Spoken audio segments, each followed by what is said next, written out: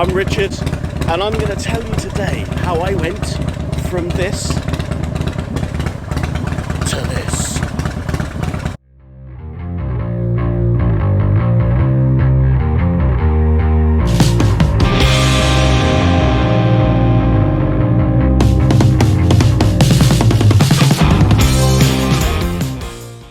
In this video, I'm going to take you step by step through everything that I did to this slightly beat up 2001 import Softail standard and turned it into my amazing bobber Sid. In this video, I'm going to share with you everything that I did on my 2001 Softail to turn it from a standard Softail straight off the boat from America into something that better represented who I am and what I wanted my bike to be. Good things that I did, the bad things that I did, the mistakes that I made, and now I also got lucky sometimes. It's been an amazing journey for me, and I'm going to share that with you, and hopefully through this to maybe help you on your own journey, turning your bike into your bike. But before we get into all of that, I need to take you on a little bit of a journey. So grab yourself a cup of tea, come inside, and I'll take you back to the late 1980s. Hey, so are you refreshed? Are you sitting comfortably? So let's begin.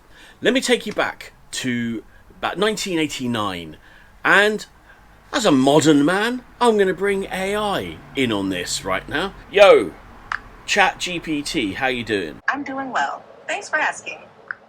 What was Harley Davidson doing in 1989? In 1989, Harley Davidson was continuing to strengthen its brand and expand its lineup of motorcycles. They introduced the FLHS Electroglide Sport and the XSTS Springer Softail. Additionally, the company was focused on improving manufacturing processes and enhancing the quality of their bikes. So they were focused on being less shit, but looking good. Indeed, Harley-Davidson was striving to enhance both the quality and aesthetics of their motorcycles during that time. Harley-Davidson were in film, they were on TV. Why were they so visible? Firstly, their motorcycles have always carried a strong cultural and symbolic significance, representing freedom, rebellion, and the open road. This made them a natural fit for films and TV shows seeking to evoke a certain lifestyle or aesthetic. Harley-Davidson actively pursued product placement and marketing opportunities in entertainment media to increase brand visibility and appeal to a broader audience. So, why do I need to take you back to 1989? Well, what you're about to take on, if you are like me and you've bought your Harley and you've ridden around on it for a bit, and you want to take the step to making your bike yours, this is a bit of an undertaking. So, I need you to connect with the emotion. Connect with the 16-year-old who first fell in love with Harley Davidsons, who just was raised on a diet of American TV shows: Starsky and Hutch, Kojak, The A-Team, TJ Hooker, Chips, Dukes of Hazzard, Knight Rider, Airwolf, Street Hawk, Manimal. Haha, now we're getting into it, right? But I grew up on a diet of all these TV shows and absolutely loved them. Had seen the cyborgs riding Harleys and just bought into that whole image, that whole lifestyle, freedom, adventure, rebellion, all those different things that teenagers just fucking love. You know, we made smoking cool. Who could believe that, right? Connect with that, and your journey is probably taking you from, you know, wanting a Harley but starting out on a crappy little 125, passing your test, then discovering that because you're young you could ride fast bikes, you wanted speed, so you bought yourself the fastest bike that you could get your hands on, crashed it with third-party fire and theft insurance, and you have the bike on finance. So you probably spent 2 years paying that bike off, but you still need to get around, so you had to buy yourself a crappy bike just to keep going. And then once you've paid that off, you may be like, right, okay, time to upscale and time to get my first big bike. So you'll buy a 600 off your mate who's, you know, moving up into 1,000 or something like that. And you'll ride that around for a while until it gets stolen. And then a couple of years later, take the step into buying your first Harley. The entry level is generally the Sportster. For all you sporty riders out there, I know you guys love them. For me, it was like being punched in the nuts. with a piston. Maybe you had a young family and your daughter said to you, "Don't die, Daddy," before you went out on your bike, and kind of broke a bit of love for the time being. You come back to motorcycles and you think, do you know what, fuck it, got a bit of money, you know, you're not poor anymore. So you buy yourself a ridiculous bike that's way too much for you. But then the 16-year-old says to you, now it's time. And what I did is I found a guy flogging a container load of Harleys that had been brought in from the US. So they had all the paperwork, but they were just a little bit rough. And I found what I thought was a really clean, carbed Softail. I'm a massive fan of carbs, so, you know, keep it real, and they're easier to work on. Because I knew that by buying this bike, I was going to have to do the work. So, first lesson, if you're like me and you're taking that step in, is buy a good donor, right? Buy a solid bike. It works, hasn't got too much wrong with it. Mine had a few trick bits and pieces, Vance and Hines pipes, supery carb. You know, it was in decent shape and I didn't pay a stupid amount of money for it. Then take a step back, and I rode it around for a while, changed some of the paintwork. You know, I was really connected to those Evo Softails, the late 80s Evo Softails, and the tank design that was on the 1986 one really resonated with me. I loved that. But what I wanted to do was to make it more mine. And a bit of advice I can give you is just look around. Don't jump straight in. Look around. Look at lots of different bikes. Get the feel for what it is that you want to achieve. If you've got a picture in your mind before you get stuck into it, it's going to be a lot easier to do. Because with a 2001 Softail, the first thing you're really going to have to do, if you want to change the back end, if you want to create that bobber look, is you're going to have to take the frame horns off, or fender struts, or whatever you want to call them. For that era bike, they were welded. For the later bikes, they were bolted on, which makes life a lot easier. But if you think it's anything up to a 2004, you're going to have to cut them off. And that's a real step, isn't it? You know, that's a step into it. At that point, I had never cut anything. You know, I've got no skills. Some would argue that I still don't have that many skills, but they're better than they was. So you're gonna have to cut it off. So take a step back, try and visualize what the bike's gonna look like in your mind's eye. Maybe you can sketch it. Get some photos, create a Pinterest board or something like that, and then make the cut. And as you go through this process, you're going to learn quite a lot about your bike. I mean, some really interesting things. I found them interesting anyway.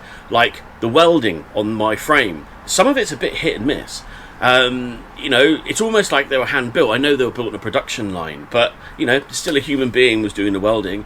And the guy who welded those frame horns or fender struts on, he was on a promise because they were whacked on. The welds were pretty big. There was a lot of excess material that had to be ground off to make it nice and smooth. This is where the bit of advice I gave you, I kind of could have done with, is having a bit of an understanding about what parts I wanted. What do you want to put on it? Because I had an idea of what I wanted to look like, and in my mind I could fabricate something. Now, going from someone who hadn't fabricated anything ever in his entire life to making a rear fender, that's a bit of a jump. So I started looking for something that I could fit on. I came across a company in the US called Get Lowered, and they had a bolt-on Softail bobber kit. I think it's made by Custom Chrome. Perfect. I only went for the rear fender, and there's a reason behind that. Is I didn't want to go for a small tank because I like having a big tank. I like the range, but also I like the fact that you're sitting there on a bike and it's just got that really nice broad kind of shouldered look to it. I like that. You know, skinny bikes are great for some, but for me I wanted something that was, looked a bit muscular up top. So I found this kit.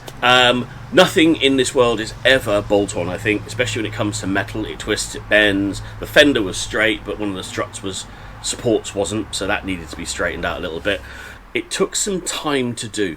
The point I want to make to you is this is going to take a lot longer to do than you think. You're going to get those moments of those real lows where you're just thinking, what the fuck am I doing? Is this really worth it? That's why connecting with that emotion, the eyes on the prize is so important, because that's what keeps you going, and that's what stops this from being the project that never gets finished. That passion, you must hold on to it, because that's what's going to keep you going through. My next tip is find mentors or teachers. Find people who can help you through this journey. I was quite lucky. I connected with a guy called G Black, cracking guy. Found him online. I went down to see him in the Isle of Wight, and he's been a real support for me, a real help through this whole process. And because they got to a point where I just ran out of knowledge and skill, and the bike was just getting a bit half-assed. It wasn't looking right. I couldn't get the seat to look right, so I took it down to G, and they created this brilliant seat pan for me. They sourced the seat, and they helped me finish off the wiring on the lights, because I kind of just run out of energy, to be honest with you. And sometimes people can do things a lot quicker than you, so sometimes it's just right just to pay the money and get the job done. Don't feel that by not doing it all of yourself, the bike is any less valid. That's something I kind of had to work around in my head. Is like, hey, I got someone else to do all of this. I didn't do it all myself, therefore I failed. That's just absolute horseshit. Actually, you bringing people in to do the right things at the right time is absolutely success, right? I didn't fail. My bike's out there running, looking brilliant.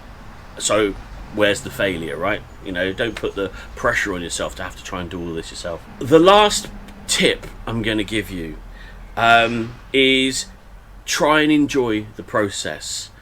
The end result is a culmination of a lot of mistakes that you're going to make. Embrace them.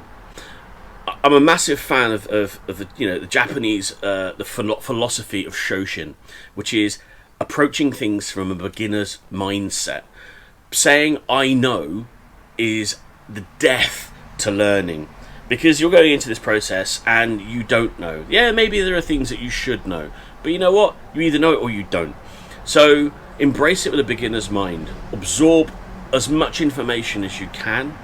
Plan, think it through. Try and source the parts before you start the build. I didn't do that, and I really wish I had, because I tried to keep it cheap. And sometimes, you just can't put a price on cool. You've just got to do it, spend the money and get the job done. But try and enjoy the process, because that's what gives me that amazing sense of pride and achievement, because it is an achievement. Having your bike that you have modified, customized, chopped, bobbed, whatever you've done to it, it's an absolute achievement, and it's something that you should be proud of. So let's go and have a look, shall we? Come on. Alright, so meet my 2001 Harley Softail Standard. Nickname is Sid.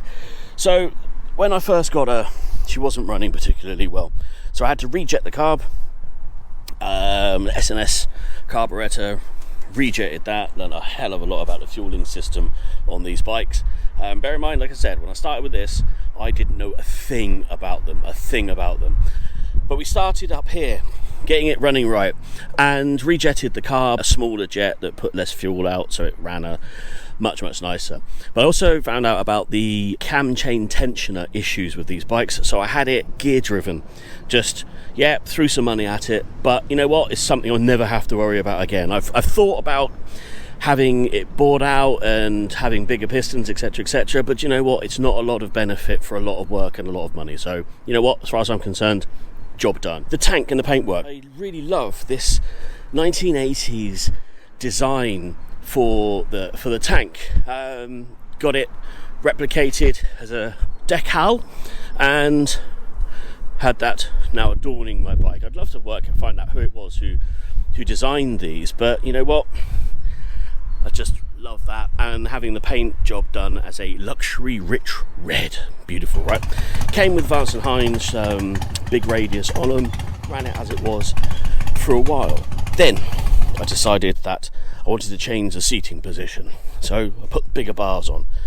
Now putting apes on is actually a bit of a ball ache. It's a much harder job than I actually realised, because you have to extend not just the wiring for the throttle cables and the switch gear, but also the clutch, and that requires a much longer lead, which goes into right up here into this bad boy. So all of this has got to come out, the exhaust has got to come off. It's just a much more involved job, but you know what, I got it done, and I'm pretty pleased with it. I'm pretty proud of that, of what I achieved with all of that. And then I started looking at the back end. I looked at it from this perspective and realised that, you know, I love the line that comes across the back. I love as it goes down to that. All the Softail things I love. So I didn't want to hardtail it. But if I wanted to take off the weight off the back, I wanted a muscular front and a skinny, like it skipped leg day. That was what I was after. So first step is to get a real clear look at it. You got to take the frame horns off. It cuts off here, and I bought this from Get Lowered, which is basically it's an off-the-shelf kit that the guys at Thunderheart actually helped. They welded this into it, and G's idea of having it up here is actually quite a good one, because it follows the shape of the tyre. Now, I think it means it carry less load, but I was not going to have the people sat on the back of it anyway, so that wasn't really much of a problem for me. They fabricated this seat pan, made all of this for me, sourced the seat, they solved that problem for me. Switchgear, I changed the indicators and the backlights to these brilliant little Kellerman affairs around. I mean, they are superb, small, bright as hell, but they just you just don't notice them. They sat there on the back of the bike, and they just give they're not that ridiculous obtrusive stock look with those massive bloody lights sticking out the side of them. Just doesn't have them, has that clean look. And one of the last things we did was Lily, our in-house artist, created this for me, because I wanted to have something with a bit of patina on it, rust you might want to call it. But it's an amazing job, and Sid 333 was born. Well, there you go, guys. I hope that's been useful for you. And if you are in a situation like me, you're watching this because you've reached that point in life where you want to get your bike, get your hands dirty, get in there, my advice to you is absolutely do it. You're going to learn so much, but when you come out the other side of it, you're going to have that bike that's just yours, and it's one of one. Anyway, it's a beautiful day, sun god's shining. You've had enough of listening to me. It's time to get out there, get out and ride. Take care, ride safe, see you soon.